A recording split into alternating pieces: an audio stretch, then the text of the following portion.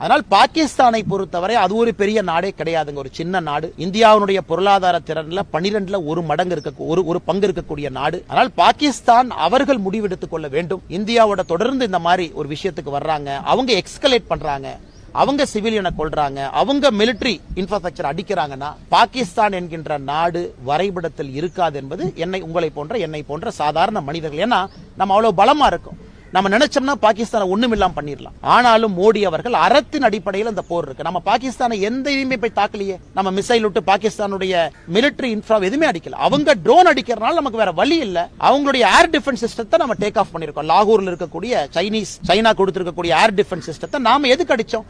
அவங்க ட்ரோனை நம்ம பார்டருக்குள்ள அனுப்புறதுனால அவங்க ஏர் டிஃபென்ஸ் சிஸ்டத்தை நம்ம எடுத்தோம், நாம அடிக்கல. அதனால இப்பொழுதும் பாகிஸ்தான் கையில தான் இருக்கு. இதை அவங்க எக்ஸ்கலேட் பண்றாங்க, இதை மிலிட்டரி கன்ஃபரன்டேஷனா கொண்டு போறாங்கன்னா என்னை பொறுத்தவரை பாகிஸ்தான் என்கின்ற நாடு வரைபடத்தில் இருக்காது என்பதுதான் என்னுடைய தாழ்மையான கருத்து.